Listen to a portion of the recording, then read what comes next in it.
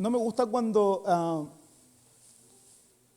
miramos la persona de Jesucristo y sentimos que solamente es quien vino a redimirnos y a salvarnos y nada más que eso. Creo que Cristo Jesús vino para muchas cosas más. De partida, muchas cosas nos vino a enseñar en su vida terrena. Ni siquiera estoy hablando de Él como Dios, estoy hablando de Él como hombre. Muchos miran al Jesucristo Dios porque hemos aprendido que Jesús es Dios, pero muy poco hemos aprendido del Jesucristo hombre. Y yo de mi padre he aprendido mucho a hacer la diferencia entre Cristo como Dios y como hombre. Y hay una gran diferencia. Muchos creen que por hablar de Jesucristo como hombre estamos incurriendo en una ilegalidad doctrinal y no es así, es bíblico. Jesucristo como hombre tenía un padre. Entonces debemos entender que Cristo como hombre en su vida terrena nos entregó muchísimas enseñanzas. Por ahí, si no me equivoco, el apóstol Pedro habla de Cristo Jesús como alguien que hizo tuvo mucha bondad, un buen hombre. Entonces, como hombre, nos entrega muchas enseñanzas. Y aprender de sus enseñanzas nos va a convertir no solo en sus seguidores, sino en algo más importante, que es ser sus discípulos. Y no todos están preparados para ser discípulos. Tenemos que entender que también dentro de las congregaciones van a haber multitudes que siguieron a Jesús, que no eran necesariamente sus discípulos, sencillamente los seguían. Pero nosotros queremos ir un paso más allá. Yo quiero ser discípulo de Cristo. Y precisamente en el inicio de la iglesia primitiva fue a los discípulos de Cristo a quienes se les llamó cristianos. Fue en Antioquía donde por primera vez llamaron cristianos a los seguidores de Jesús. El nombre empezó siendo un mote, un apodo, un sobrenombre, de hecho de forma despectiva, pero hasta cierto punto. Partió como un simple apodo y los de Antioquía de hecho eran famosos por ponerle motes o apodos a las personas. Por ahí apareció un emperador a quien le pusieron un apodo que no lo voy a dar porque no es muy grato de escucharlo, pero un emperador por ahí romano a quien le dieron un apodo más o menos feo. Eran muy buenos los de Antioquía para eso, según los historiadores, poner apodos, motes a las personas, a ciertos grupos, etc. Y, por ejemplo, hay una terminación latina que es iani, que cuando se utiliza quiere decir que es perteneciente al partido de. Por ejemplo, no sé hablar latín, pero caesariani quiere decir los que pertenecen al partido de César. Ustedes saben que César en latín se escribe Caesar, algo así, no sé cómo se pronuncia, o Caesar, no sé. Caesariani serían entonces los pertenecientes al partido de César, o los seguidores de César. Por lo tanto, cristianos, que fue el nombre que los de Antioquía le pusieron a los primeros discípulos de Cristo, quería decir los de Cristo, o los pertenecientes a Cristo. Era un apodo despectivo, pero los cristianos con el pasar del tiempo se lo apropiaron para sí mismos y le dieron a conocer a todo el mundo que ellos eran cristianos, pero por sus vidas distintas. Sus vidas convirtieron este apodo despectivo en un nombre que les habían dado de burla. Ellos lo convirtieron en un nombre de respeto e incluso de admiración en los primeros siglos de la era cristiana. Y llamarse cristianos entonces pasó a ser un título importantísimo. Ya no era algo despectivo, sino algo importante. Gente que no solamente seguía a Jesús, sino que era gente que practicaban y predicaban sus enseñanzas. Verdaderos pequeños Cristos en la tierra. Ahora, seguir las enseñanzas de Cristo no era necesariamente sencillo, porque el lenguaje del reino siempre abordó ir en contra del pensamiento o el razonamiento humanista. El pensamiento del reino, el pensamiento de Cristo siempre iba en contra de cómo el ser humano veía la vida en general. Jesús fue un revolucionario. Por eso los religiosos de la época lo persiguieron hasta darle muerte, porque Jesús era un revolucionario. Jesús enseñaba cosas como Lucas 9:24, porque el que quiera salvar su vida, la perderá. Pero el que pierda su vida por mi causa, la salvará. Gracias, hijo. No se moje. Tome. Sé que sí. Siempre Jesús iba contra la corriente del pensamiento humano. En Mateo 20:16 Jesús dijo, así que los últimos serán los primeros y los primeros últimos. En Mateo 5:39 en adelante Jesús se manda 3 versos con frases poderosas. Les dijo, no resistan a los que les hagan mal. Si alguien les da una bofetada en la mejilla derecha, vuélvele también la otra para que te pegue otra. Si alguien te pone pleito para quitarte la capa, déjale también la camisa. Si alguien te obliga a llevarle la carga 1 kilómetro, llévale la carga 2 kilómetros. Jesucristo vino a cambiar los paradigmas de la época. A veces miramos a Jesús muy superficialmente, pero Jesús vino a trastornar el mundo de la época. Lo vino a revolucionar, a ponerlo de la cabeza hacia abajo, los pies hacia arriba. Dio vuelta al mundo. Y fue lo mismo que hicieron los apóstoles. Se dice de ellos en el libro de los Hechos que ellos eran los que trastornaban el mundo. Por lo tanto, Jesús vino a cambiar paradigmas en su época. Mientras los judíos, fariseos religiosos de su tiempo, trataban a la mujer como un objeto más de su pertenencia, Jesucristo vino a reivindicarlas y entregarles el lugar que les correspondía. Cosa que les apestó a los fariseos, porque no correspondía según la ley de ellos. Jesús no quería estar entre los adinerados de su época, por ejemplo.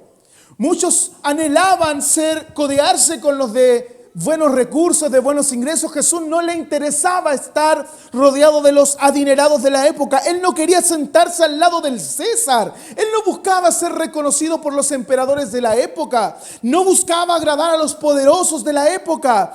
Marcos nos relata en el capítulo 2, verso 15, que sucedió que estando Jesús a la mesa en casa de Leví, muchos recaudadores de impuestos y pecadores se sentaron con él y sus discípulos, pues ya eran muchos los que lo seguían. Y cuando los maestros de la ley, que eran fariseos, vieron con quién comía, le preguntaron a sus discípulos, ¿y este come con recaudadores de impuestos y con pecadores? ¿Cómo se le ocurre sentarse a la mesa con ellos? Pero por esta misma razón, Jesucristo mismo dice sobre él en Mateo 11:19, vino el Hijo del Hombre que come y bebe y dicen, este es un glotón y un borracho, amigo de recaudadores de impuestos y de pecadores. Trataban a Jesús de borracho porque se sentaba a la mesa a comer y a beber con pecadores, con gente despreciada por la sociedad. Este es el Jesús, no solo de nuestras Biblias, porque alguno dirá es que sí, la Biblia lo dice, pero podemos interpretarlo de otra forma. Este es el Jesús no solo de nuestras Biblias, sino también el Jesús que relatan todos los historiadores del primer siglo. Lee historia y se va a dar cuenta que es el mismo Jesús que relatan, por ejemplo, el conocido Flavio Josefo. Este es el Jesús del que le estoy hablando. Un hombre muy peligroso para los poderosos de su tiempo. Un hombre perseguido porque vino a trastornar la religión de los hombres. Y este Jesús revolucionó a la humanidad con un mensaje central, profundo y muy rechazado, porque este mensaje involucraba un cambio absoluto de mentalidad, un cambio de paradigmas, un cambio de voluntad, el mensaje que predicó Jesús. Jesús revolucionó para siempre el pensamiento de los adoradores de Dios y les enseñó que aunque conocieran la ley de Moisés y simularan guardar sagradamente los mitzvot o los mandamientos, aunque fingieran cumplirlos, si no lograban vivir un concepto muy simple pero muy profundo del que les voy a hablar, no iban a lograr alcanzar el reino de los cielos. Y Jesucristo se los enseñó no con palabras, sino con el ejemplo. Esa es la mejor manera de predicar y enseñar. Usted puede predicar muy bonito, Pero si su ejemplo no lo acompaña, no me predique más. Si usted puede, la Biblia nos enseña a través de los evangelios que nosotros estamos autorizados. Pablo también lo dice en Corintios, por ahí, que estamos autorizados y capacitados para juzgar ciertas cosas, ciertas situaciones. Dice, no me puede juzgar. Bueno, Jesús dice que sí podemos hacerlo, Pablo dice que también podemos hacerlo, pero antes de hacerlo, pruébese usted mismo. Por eso es que generalmente decimos que no nos podemos juzgar unos a otros, porque no sé si estamos tan capacitados para cuestionar el comportamiento de un hermano. Y Jesucristo nos enseñó con el ejemplo. Este es uno de los tantos momentos del que le voy a relatar, uno de los tantos momentos que pasaban Jesús con su discípulo. Jesús era muy de relacionarse.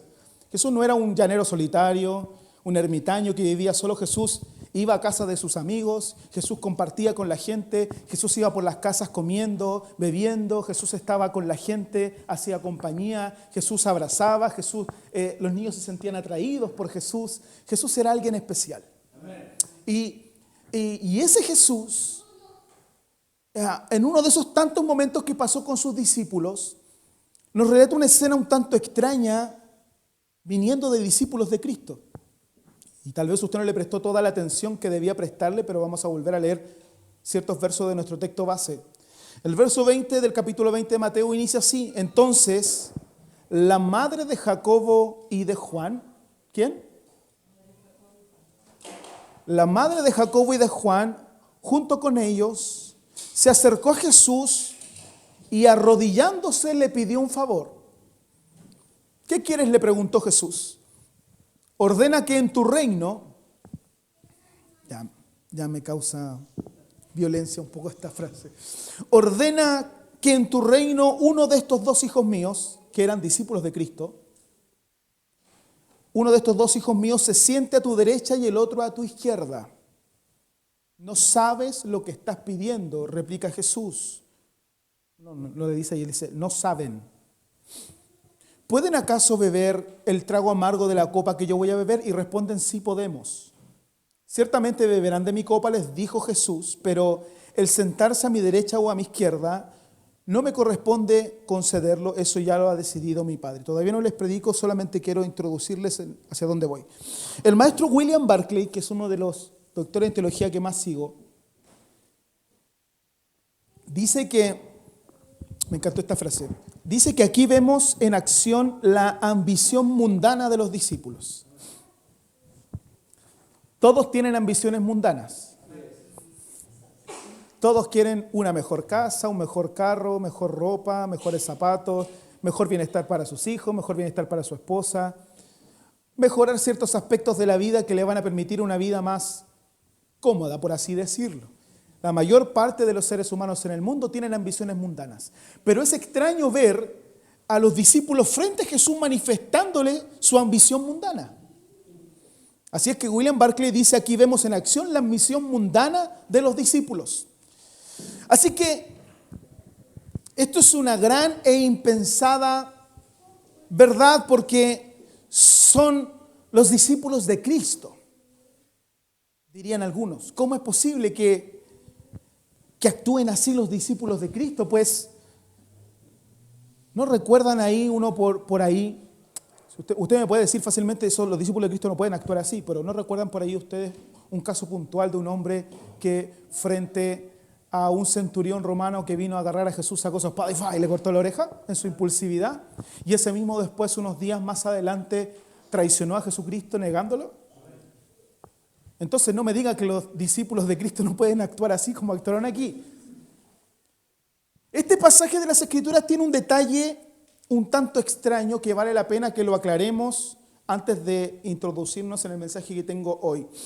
Hay una pequeña diferencia muy reveladora entre los relatos de este incidente en Mateo y con Marcos. Marcos también relata este pasaje en el cual se acerca, dice Mateo que se acerca la madre de estos discípulos a pedirle a Jesús. Marcos también lo relata en el capítulo 10, verso 35 en adelante, y lo dice así. Marcos dice, se le acercaron Jacobo y Juan, o Santiago y Juan, se le acercaron a Jesús, ellos, No habla de la madre. Dice que se le acercaron Jacobo y Juan, hijos de Zebedeo.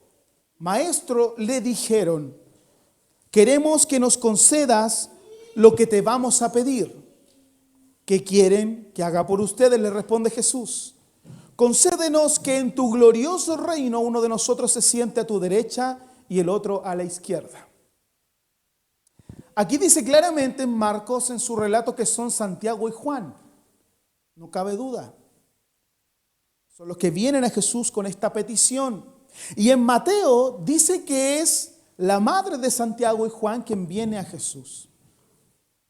Y llama mi atención esto porque se sugiere, por ahí, traté de buscar en los mejores comentaristas para que no tirarle una idea malinterpretada de estos dos textos.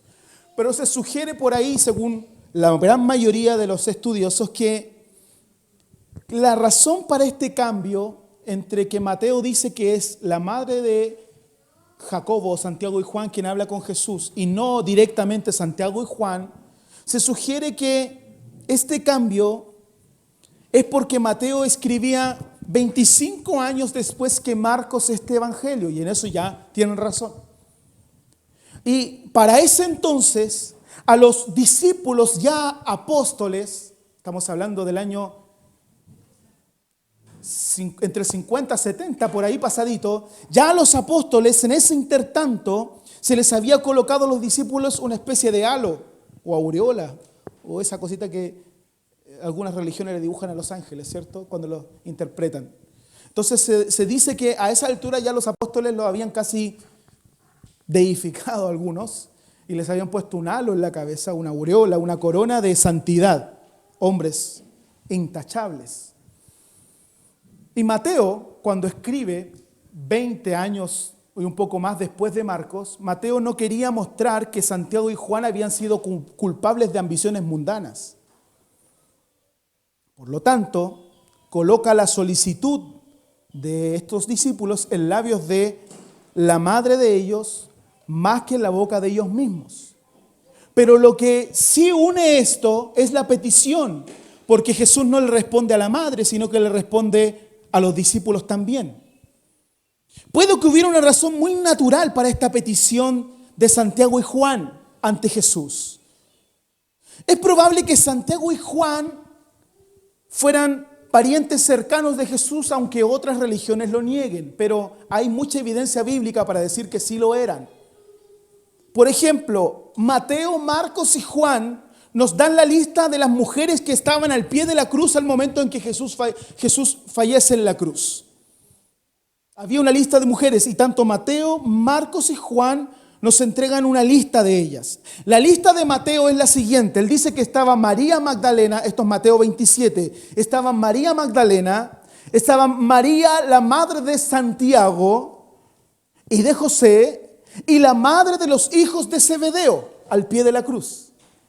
Luego Marcos nos entrega otra lista y dice que estaba a los pies de la cruz María Magdalena, María, la madre de Santiago, el menor, y de José.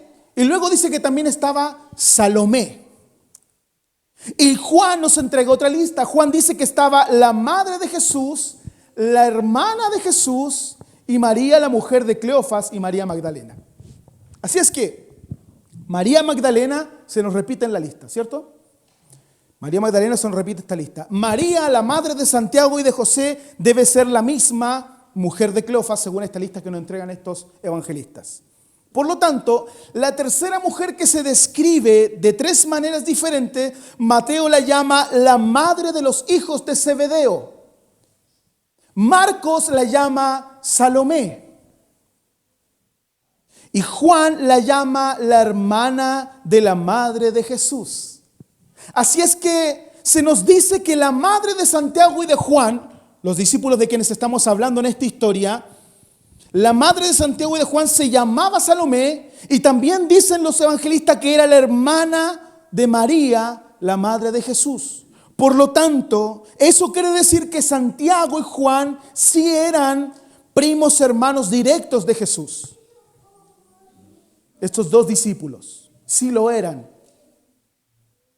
Puede que creyesen estos discípulos que su parentesco con Jesucristo les daba un cierto derecho a un lugar especial en el reino de Dios. Somos tus primos, hermanos, así que merecemos un buen lugar al lado tuyo. Puede que tal vez esa parentesco sintieran ellos que les daba un derecho, un lugar de privilegio, y por lo tanto podían acceder a esta mundana petición en sus corazones. Y este pasaje que estamos leyendo de Mateo capítulo 20 es uno de los pasajes más reveladores del Nuevo Testamento y arroja una luz en tres direcciones, y yo le voy a hablar de la tercera, pero quiero puntualizarle las tres. La primera es que este pasaje de Mateo 20 ilumina a los discípulos. Nos habla de la ambición de ellos y que todavía estaban pensando en términos de recompensa y de distinciones personales hasta ese momento. Todavía seguían pensando que el servir a Jesús tal vez les iba a entregar algún privilegio especial. Y en el éxito personal que ellos querían alcanzar, lo querían lograr sin sacrificio personal, porque somos primos de Jesús. Por lo tanto, nos muestra que tal vez hasta ese pie aún existían ambiciones personales de recompensas en los discípulos. Querían que Jesús, por alguna especie de decreto real, les asegurara una vida de príncipes.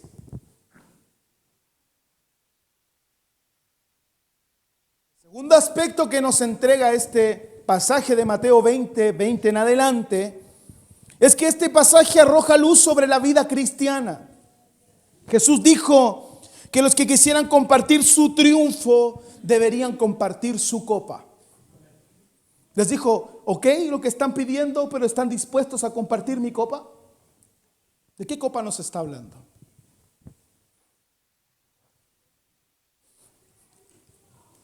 Primero tenemos que entender que se estaba dirigiendo a Santiago y a Juan antes que a los demás. Ya viene la enseñanza para los demás, de donde vamos a tractar el mensaje de hoy. Pero primero entendamos que esta copa que deben beber se lo estaba predicando a Santiago y a Juan. ¿Cuál es esa copa? La vida trató a Santiago y a Juan de maneras muy distintas.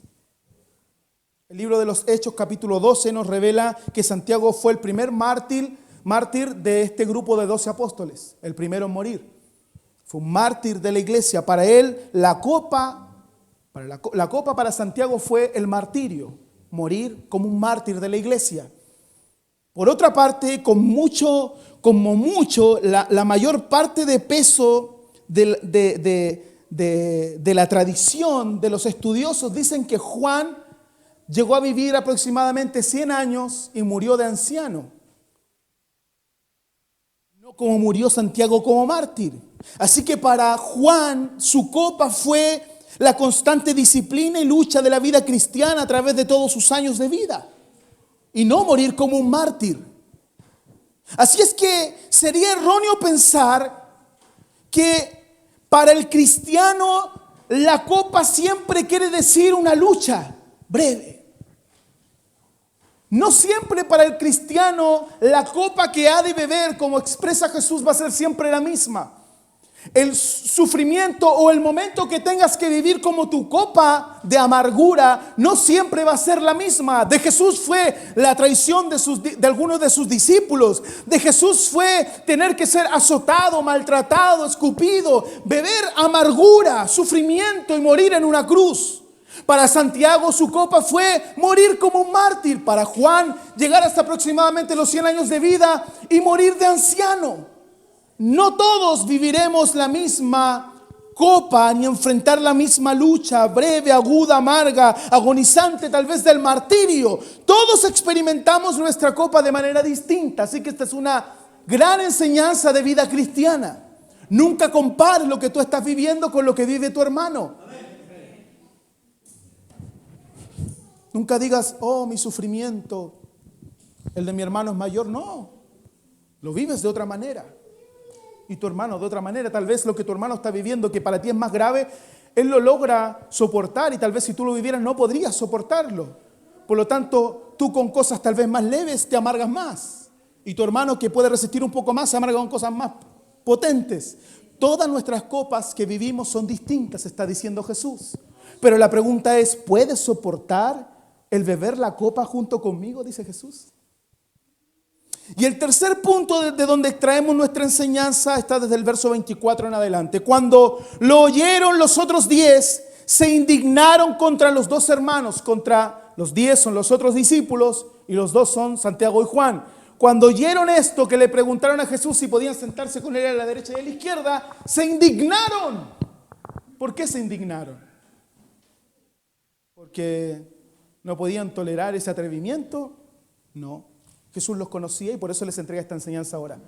Se indignaron porque ellos también deseaban, tenían esa ambición. Estamos sirviendo al más grande. Por lo tanto, lo que vamos a recibir va a ser... Es como cuando en la pega está la espinita que le hace todo al jefe, le ilustra los zapatos. Jefecito. Viene entrando el gran jefe indio. Todos digan jao. ¿Sí? Porque creen que haciendo eso van a lograr, y la verdad es que en Chile sí se logra así. Se llega alto siendo así. Sin capacidades, yo lo vi en mis 9 años de trabajo, sin muchas capacidades se llegaba a los mejores puestos. Con esa actitud. Por lo tanto, tal vez sentían todos que al tener ese apego con Jesús, esos deseos ambiciosos mundanos, podrían lograrlos. Estamos ante el hombre más importante que ha pisado la tierra, algo podremos conseguir al estar junto con él. Por lo tanto, se indignan con estos dos hermanos. Y ahora, ¿por qué le digo que sí sentían lo mismo? Por lo que Jesús les va a enseñar. Jesús los llamó y les dijo a todos los discípulos: como ustedes saben, los gobernantes de las naciones oprimen a los súbditos y los altos oficiales abusan de su autoridad. Pero entre ustedes no debe ser así. Al contrario, el que quiera entre ustedes, todos ustedes 12, el que quiera entre ustedes hacerse el grande o hacerse grande, deberá ser su servidor. Y el que quiera ser el primero deberá ser esclavo de los demás. Así como el Hijo del Hombre no vino para que le sirvan, sino para servir y para dar su vida en rescate de muchos. Así es que la petición de Santiago y Juan molestó naturalmente a los otros discípulos ambiciosos. No comprendían por qué los dos hermanos hablaban como de sacarles ventaja de alguna manera. Nosotros primero, antes que los otros 10. Es como querer sacarle ventaja a los otros 10 discípulos. Aunque fueran primos de Jesús, no había por qué. No comprendían por qué se les permitía presentar supuestos derechos a los honores especiales de ser primos hermanos de Jesús. Jesús sabía lo que estaban pensando. Jesús sabe lo que estás pensando. Y así es que les dirigió unas palabras que son la misma base de la vida cristiana. Esto que vamos a aprender en esta serie es la base de la vida cristiana. Si no la aprendemos, vamos a seguir siendo seguidores. Pero yo quiero ser un buen discípulo. En el mundo, dijo Jesús, es totalmente cierto que los grandes hombres están en control de los demás. Eso es una verdad. Son hombres a cuya voz de mando los otros tienen que obedecer. Ese es el primer nivel de liderazgo según Warren. Un liderazgo de cargo. Warren es el que escribe sobre liderazgo, ¿cierto? Sí. Primer nivel. Yo mando porque soy el jefe, así que usted obedece. Y usted obedece a regañadientes, pero tiene que hacer caso porque si no pierde la pega. Ese es el primer nivel de liderazgo. Y Jesús está hablando de ese nivel de liderazgo. Dice: en el mundo los gobernantes tienen poder y los súbditos tienen que obedecer. Son hombres a cuya voz de mando tienes que obedecer. Hombres que con un mero gesto hacen que se les supla la más insignificante de las necesidades. En el mundo había un gobernador romano con su corte y un potentado oriental con sus esclavos. Y había que obedecer. El mundo los consideraba hombres grandes. En el Imperio Romano el emperador era un dios. Un dios era el César. Pero, dice Jesús, entre mis seguidores El servicio es el único emblema de grandeza. No hay otra corona. La grandeza no consiste en obligar a otros a hacer cosas para uno, sino en hacer cosas para los demás. Y cuanto mayor es el servicio, mayor es el honor.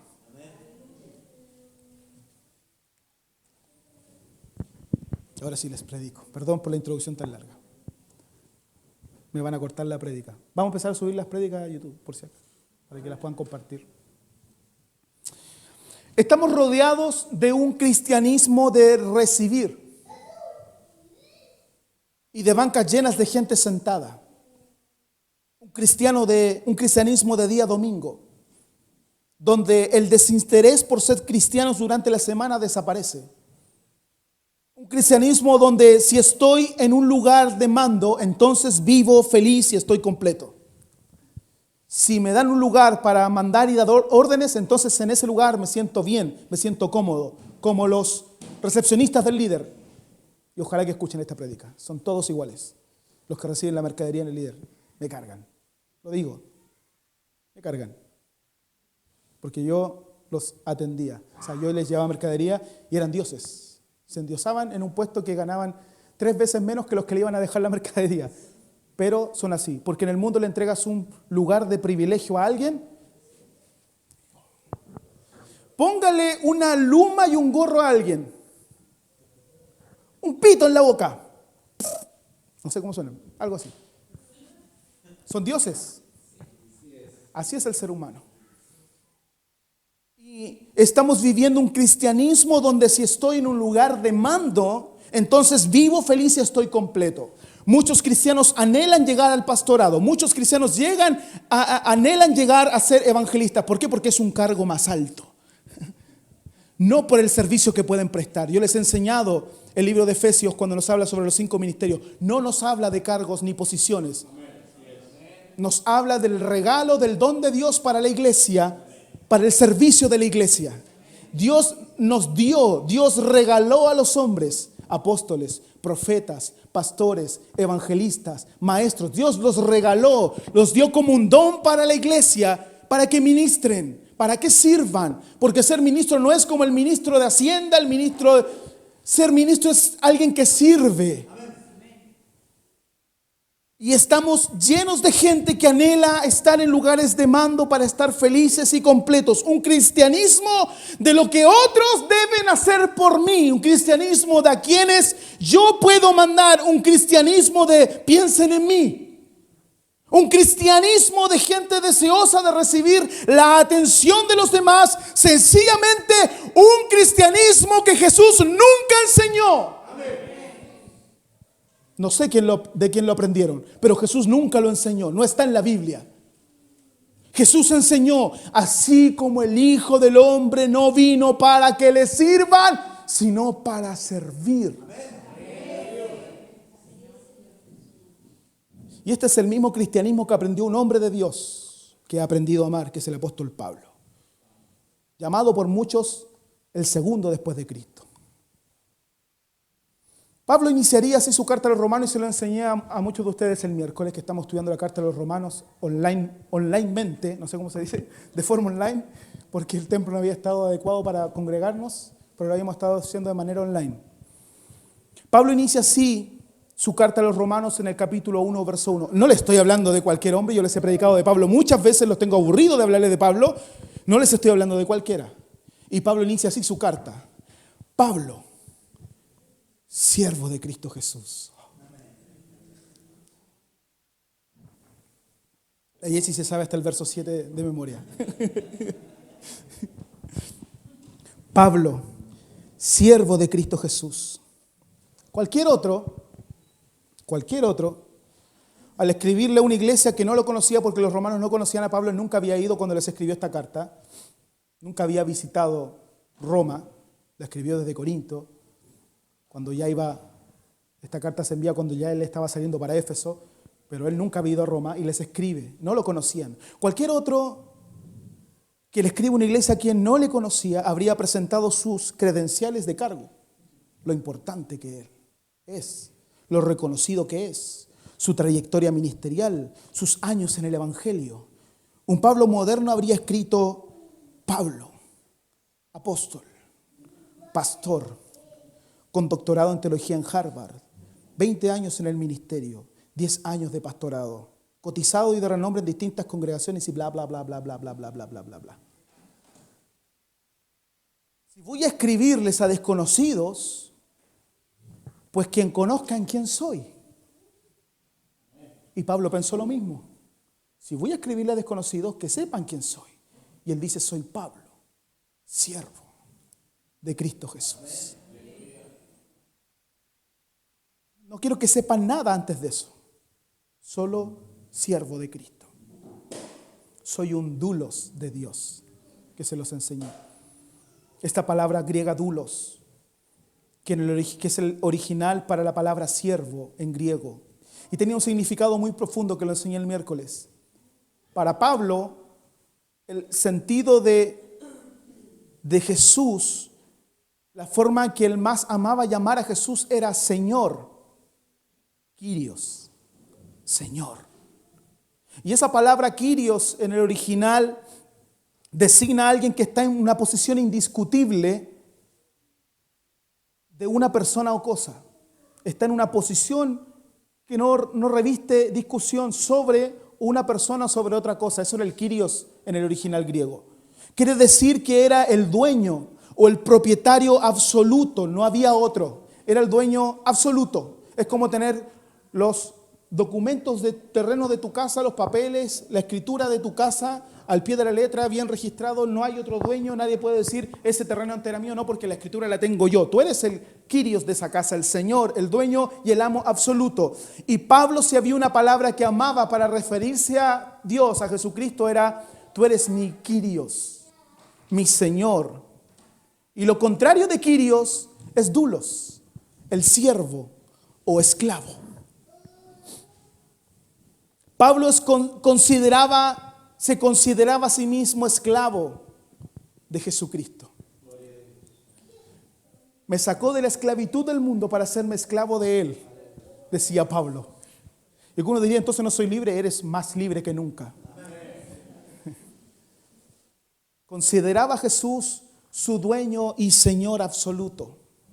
Jesús le había amado y se había entregado por Él.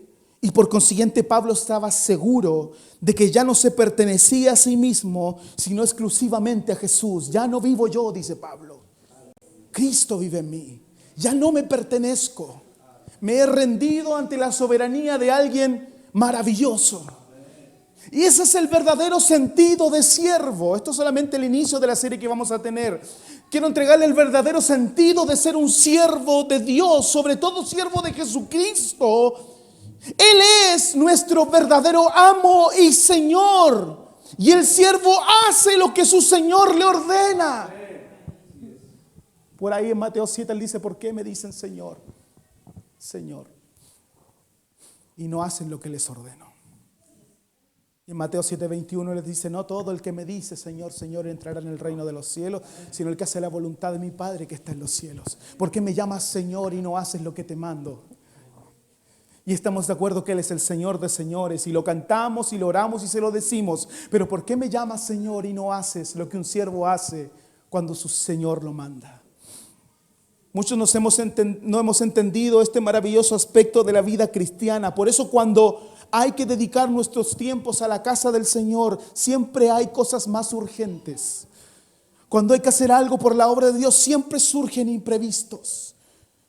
Cuando Jesucristo es verdaderamente nuestro Señor, entonces no tenemos excusas. Recuerde cuando el Señor mandó a los siervos y les dijo: vayan a trabajar a mi viña. Uno por ahí dijo: chuta, no tengo tiempo. Pero después arrepentido igual fue. Y el otro dijo: voy, y no fue. ¿Cuál estaba bien? Ninguno de los dos. Cuando el Señor me manda, yo debo decir amén.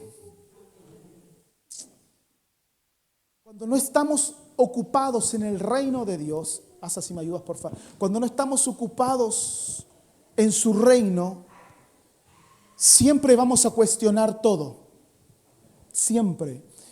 Inexorablemente. Yo llevo 39 años en la iglesia, desde los 14 años trabajando en el área de ministerio, desde más chico haciendo cosas en la iglesia, pero desde los 14 años predicando y de ahí para adelante. Más de 20 años de mi vida, el pastor, más de 60 años en el evangelio. Inexorablemente, quien no ocupa su tiempo en el reino de Dios siempre cuestiona todo.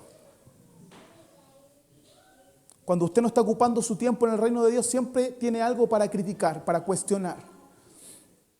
Todos nos va a parecer mal. Siempre cuestionaremos a nuestro hermano. Siempre ocuparemos nuestra boca para hablar mal, porque tendremos demasiado tiempo de sobra para mirar y mirar y mirar y cuestionar y cuestionar y cuestionar. Pero si hoy decidimos rendir nuestras vidas a nuestro Señor, entendamos que Jesucristo es nuestro Señor. Y si hoy nos rendimos a Él y decidimos vivir una vida de servicio a Él como Él la vivió por nosotros, entonces comenzará una verdadera revolución del cristianismo en nuestro entorno. No vas a revolucionar solo tu iglesia, vas a revolucionar tu familia, a la gente que te rodea, a tu entorno. Vidas van a ser transformadas por tu servicio. Nuestras familias se van a rendir a Cristo por nuestro servicio. Nuestro matrimonio va a cambiar. El aire que se respira en nuestras casas va a ser de paz. Todo puede cambiar cuando decidimos hacer a Cristo nuestro verdadero Señor. Todo cambia. Él cambia las circunstancias, las situaciones, Él las cambia.